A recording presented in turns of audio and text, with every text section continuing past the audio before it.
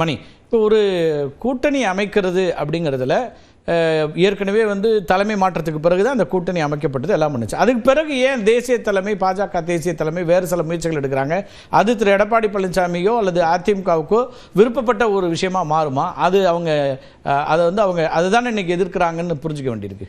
Sir இல்லை, அவங்க ஒரு பெர்செப்ஷன் வந்து ஒன்று லீட் பண்ணுறாங்கல்ல சார். இப்போ பீகார் தேர்தலுக்கு பிறகு என்டிஏ என்ன சொல்கிறாங்க, எல்லா மாநிலங்களையும் நாங்கள் வந்து ஒரு அயன் ஃபிஸ்டில் நாங்கள் வச்சுருக்கோம், நாங்கள் வந்து லீட் பண்ணுவோன்றாங்க. சார் இப்போ வந்து நேற்று கூட 2 நாளைக்கு முன்னாடி ஐயா அமித்ஷா என்ன அகமதாபாத்லேயே அவர் என்டிஏ ஆட்சி அமைப்போம் அப்படிதான் சொல்கிறாரு. அதை இன்னொன்று என்ன சொல்கிறாங்கன்னா, தமிழ்நாட்டிலையும் வெஸ்ட் பெங்கால்லையும். அப்போ சார் இப்போ நீங்கள் வந்து அதை திமுக எப்படி பார்க்குதுன்னு பாருங்க.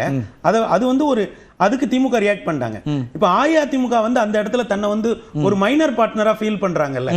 ஏன்னா நீங்க வந்து ஒரு நேஷனல் லீடர் வந்து தேசிய அளவில் இருந்து நாங்க தமிழ்நாட்டையும் நாங்க தான் வந்து அதுக்கான ரோட் மேப்பை நாங்க தான் பண்றோம், அதற்கு ஏத்த மாதிரி இங்க இருக்கக்கூடிய தலைவர்கள் போய் டெல்லியில போய் பாக்குறாங்கல்ல சார். அஇஅதிமுக பிரிந்து இருக்கக்கூடிய தலைவர்கள் போய் டெல்லியை பாக்குறாங்க, அதே மாதிரி டெல்லியை பார்த்துட்டு வந்து இங்க பிரிஞ்சு இருக்கிறவங்களை சந்திக்கிறாங்க. அப்ப இந்த சிக்னல்ஸ் எல்லாம் வந்து இன்றைய அஇஅதிமுக தலைமை வந்து ரசிக்கல சார். அதுக்காக தான் அந்த வார்த்தையை வந்து அவங்க சொல்றாங்க. அது வந்து தன்னை ஒரு பொசிஷன் பண்ணிக்கிறதுக்கு அல்லது பெர்செப்ஷன்ல தன்னை வந்து ஒரு எலவேட் பண்ணிக்கிறதுக்கான ஒரு இடமா தான் நம்ம பார்க்க வேண்டியது இருக்கு. ஏன்னா இப்ப என்டிஏ வழியா இந்த கூட்டணிக்குள்ள இல்ல, இப்ப பாஜக வழியா இந்த கூட்டணிக்குள்ள வரக்கூடிய ஆப்ஷனும் கட்சிகளுக்கு இருக்கு. அஇஅதிமுக வழியா கூட்டணிக்கு வரக்கூடிய அதான் இன்னைக்கு அவங்க கிளாரிஃபை பண்ணிருக்காங்க. அதை முடிவு பண்றது திரு எடப்பாடி பழனிசாமின்னு சொல்றாங்க. இல்ல சார், அதை வந்து நீங்க எப்படி புரிஞ்சுக்கணும்னா, எங்க ரோலை நாங்க பண்ணிடுவோம். இப்ப அவங்க பாஜக மூலம் வரக்கூடியவங்களை தடுக்க முடியுமா? இல்ல சார், அதான சார் செய்தி. எனக்கு என்ன புரியல மணி, நீங்க இன்னைக்கு என்ன சொல்லியிருக்காங்க தீர்மானத்துல? கூட்டணி கட்சிகள் யாருங்கிறத முடிவு எடுக்கக்கூடிய அதிகாரம் திரு எடப்பாடி பழனிசாமி கொடுக்குறோன்றாங்க. அப்ப அதோட அர்த்தம் என்ன சார்? இப்போ இல்ல சார், அது ரைட்டு. ஒரு பொதுக்குழுல அவங்க வந்து அவங்க பொதுச் செயலாளருக்கு ஒரு முக்கியத்துவம் கொடுத்து ஒரு தீர்மானத்தை எந்த தீர்மானம் போடணும் எது வேண்டான்ற முடிவெடுக்கக்கூடியதும் அந்த கட்சி தானே. இந்த தீர்மானத்தை போடணும்னு ஒரு நிலைப்பாட்டை ஏன் வராங்க? அப்ப அதுக்கான தேவை இருக்குன்னு நினைக்கிறதால சார். இப்போ ஒரு என்டிஏ வந்து தன்னோட கூட்டணியை நாங்க வலுப்படுத்துறோம், அவங்க என்டிஏ கூட்டணிங்கிறத சொல்லும் போது இவங்க அதுக்கு கவுண்டரா ஏதோ ஒன்று சொல்ல வேண்டிய ஒரு தேவை இருக்குல்ல சார். சார் கூட்டணிக்கு தலைமை அதிமுக சொன்ன பிறகு அந்த கட்சி பார்த்துக்கல சார். அந்த இடம் தானே சார் அவங்களுக்கு டிஸ்பியூட்டா இருக்கக்கூடிய ஏரியாவே. சரி, இப்போ இதுவரைக்கும் இல்லாத வகையில இப்போ ஒரு டிஸ்பியூட் வருது. அவங்க அஇஅதிமுகவை ஒரு மணி இங்க டிஸ்பியூட்டே இல்ல, நாங்க முடிவு எடுத்துட்டோம், எங்க அதிகாரம் இது அப்படின்னு அதிமுக சொல்லுது சார். அது அஇஅதிமுகவோட பொதுக்குழுல அவங்க சொல்றாங்க. இப்போ இதுக்கு இன்னொரு இடத்துல என்டிஏ என்ன சொல்ற, ஒரு டெட்லாக் இருக்கா? நான் என்ன கேக்குறேன், அப்ப ஒரு டெட்லாக் இருக்கா? கூட்டணி கட்சிகளை சேர்க்கறதுல சிக்கல் இருக்கா பாஜகவுக்கு? இருக்குல்ல சார். சார் இப்போ இதே இது நீங்க அப்படியே கட் பண்ணி 2021 தேர்தலுக்கு போங்க. அமமுகவுக்கு 25 சீட்டு கேட்டாங்க. அன்னைக்கு ஐடிசியில் பேசிக்கிட்டு இருக்கும்போது அன்றைக்கு ஐயா எடப்பாடி என்ன சொன்னாங்க, அதெல்லாம் கொடுக்க முடியாது, நாங்க ஜெயிச்சிருவோம்னு சொல்லி அன்றைக்கு வந்து ஒரு முன்கை எடுக்க முடிஞ்சது. இன்னைக்கு அதை எடுக்க முடியல. இப்போ இந்த பொது எடுக்க முடியலங்கிறது தீர்மானம் சொல்லலையே. இங்க வந்து நாங்க தான் முடிவெடுப்போம்னு சொல்றதுன்னா என்ன அர்த்தம் சார்? அவங்க இப்போ சார் இப்போ இதை வந்து நம்ம ஏத்துக்கலாம் சார், பாரதிய ஜனதா ஏத்துக்கணும்ல. அதுதான் நான் கேக்குறேன், ஏத்துக்க மாட்டாங்கன்னு சொல்றீங்களா? ஏத்துக்கலையே சார். 2 நாளைக்கு முன்னாடி கூட அவங்க என்ன சொல்றாங்க, 2 நாளைக்கு வேற இன்னைக்கு சொல்லிட்டாங்கல்ல சார். இத அவங்க இன்னும் அக்னாலஜ் பண்ணலையே. இப்போ இந்த தீர்மானம் வர சரி பாபுவேல், நீங்க இத போட்டாலும் பாஜக ஏற்றுக்கொள்ளுமாங்கிறது அவருடைய அடிப்படையான ஒரு கேள்வியை முன்வைக்கிறாரு. நம்ம அப்ப ஒரு டெட்லாக்ல வந்து நிக்குதா? நம்ம டிவில பலமுறை நான் சொல்லியிருக்கிறேன். இன்றைக்கு அமித்ஷாவை சுற்றி பேசிக் கொண்டிருக்கிற போது அமித்ஷாவை பல இடங்களில் சொல்லியிருக்கிறார், இந்தியாவில் இருக்கிற பல மாநிலங்களில் பாஜக தலைமையிலான கூட்டணி தான் இருக்கிறது, ஆனால் தமிழ்நாட்டை பொறுத்தவரையிலே அனைத்து இந்திய அண்ணா திராவிட முன்னேற்ற கழகத்தின் தலைமையிலான கூட்டணியில் பாஜக இருக்கிறது. அதை அக்னாலஜ் பண்றது தமிழ்நாட்டின் மாநிலத்தினுடைய பாஜக தலைவர் அண்ணன் நயினார் நாகேந்திரனும் அதை ஒப்புதல் கொடுக்கிறாரு. ஆமா, பாஜக வந்து அதிமுக தலைமையில் தான் கூட்டணியில் இருக்கிறது, முதலமைச்சர் வேட்பாளர் எடப்பாடி பழனிசாமி. அப்ப கூட்டணியின் தலைமையாக அதிமுக இருக்கிறது, அந்த கூட்டணிக்கு முதலமைச்சர் வேட்பாளராக அண்ணன் எடப்பாடியார் இருக்கிறார். அப்படி இருக்கிற போது யார் அங்க முடிவு எடுப்பாங்க? முடிவு எடுக்கக்கூடிய இடத்தில் அனைத்து அண்ணா திராவிட முன்னேற்ற கழகம் அதனுடைய பொதுச் செயலாளரும் இருக்கிறார்கள். இப்போ நீங்க சொல்லக்கூடியதை நாங்கள் ஏற்றுக்க முடியாதுன்னு சொல்லுவேன். சகோதரர் பெருமாள் சொன்னதை போல நான் சொல்றேன். நான் 2021 தேர்தலிலே 25 இடங்களிலே தினகரனுக்கு கொடுக்க வேண்டும் என்று சொல்லுகிற போது மறுதளிக்கிறார் அண்ணன் எடப்பாடியார். ஆனால் கொடுக்கலாம் என்று சொன்னது அண்ணன் ஓபிஎஸ். மறுதளித்து விட்டு வெளியேறிய பிறகு 1 மணி நேரம் கூடுதலாக இருந்து பேசிவிட்டு வந்தவர் அண்ணன் பன்னீர்செல்வம். சரி, வெற்றி பெறக்கூடிய சூழ்நிலை தொடர்ந்து 3வது முறையாக ஆட்சி அமைக்கக்கூடிய வாய்ப்பு இருக்கிறது. இருந்தும் கட்சி தான் எனக்கு பிரதானம், மீண்டும் அவர்களை இணைத்தோம் என்று சொன்னால் அந்த கட்சிக்கு அந்த பிரதானமான ஒரு சூழ்நிலை நிலவாக போய்விடும் என்ற அந்த காரணத்தின் அடிப்படையில் நம்ம மறுதளிச்சுட்டு வந்திருக்கோம். ஆட்சி அப்ப வந்திருக்கணும்ல, அதுதானே இவர் சொல்றாரு சுப்ரத்னம். அன்னைக்கு வந்து ஆட்சி இல்ல கட்சி போதுன்னு முடிவெடுத்ததுனால தான் தோல்விங்கிறார் சுப்ரத்னம். தொடக்க சுற்றுல அதான சொன்னாரு. நம்ம ஜெயிச்சு தேர்தல் முடிந்ததுக்கு அப்புறம் என்ன வேணாலும் சொல்லலாம், ஆனால் நான் மறுத்ததுக்கான காரணத்தை நான் சொல்றேன். நான் தான் சொல்றேன், எதுனாலும் பரவாயில்லைன்னு தான் சொல்லி முடிவு எடுக்கிறோம்.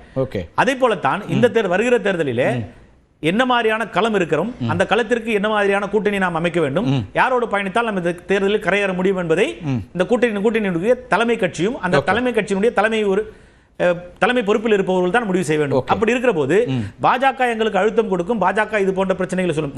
இப்ப மணி சொன்ன மாதிரி நான் சொல்றேன், 2 நாளைக்கு முன்னாடி அமித்ஷா சொல்றாரு மீண்டும் தமிழகத்தில் கூட்டணி ஆட்சி தான் வரும்னு சொல்லி 2 நாளைக்கு முன்னாடி சொல்றாரு.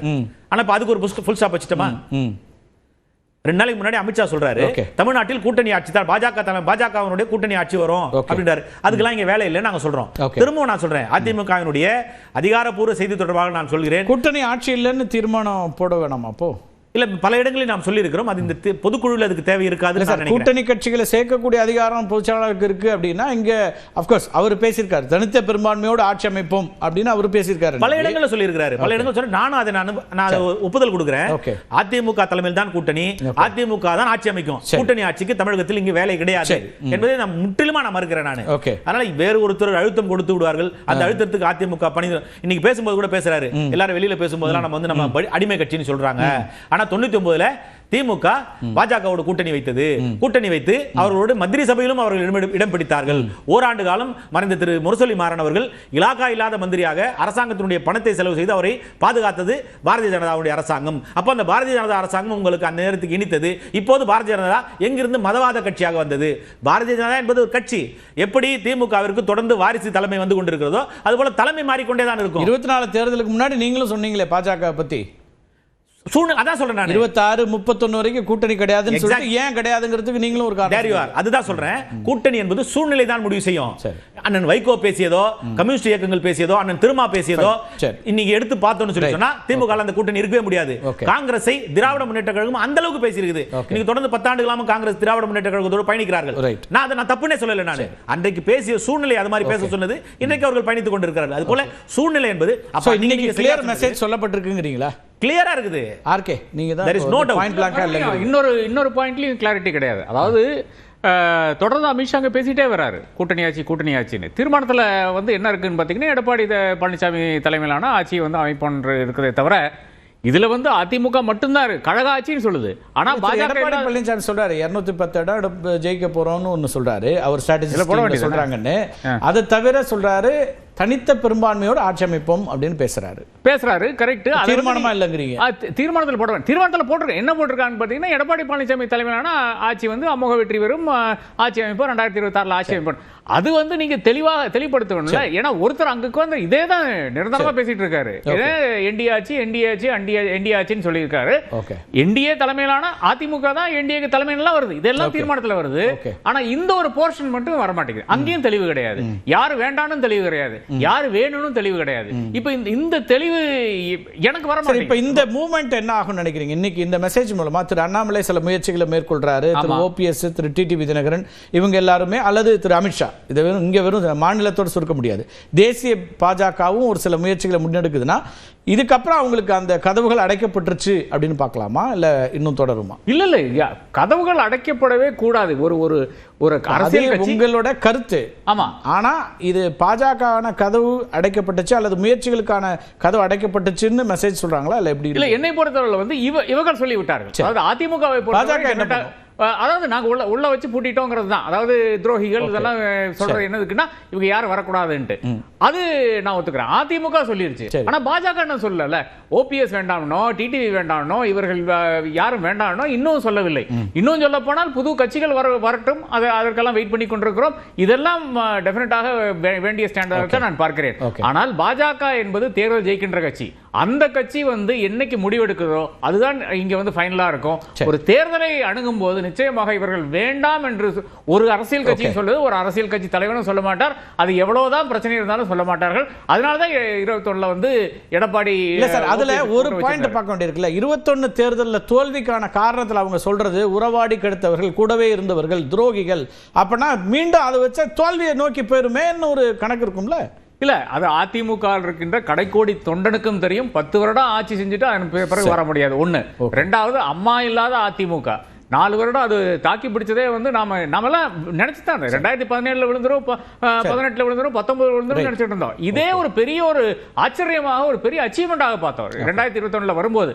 ஆனால் அதன் பிறகு பார்க்கும்போது அமோக வெற்றிங்க. என்னது 66 பேர் வருது, 69 மொத்தமா கூட்டணிக்கு 75 இடங்கள், 66 இடங்கள்.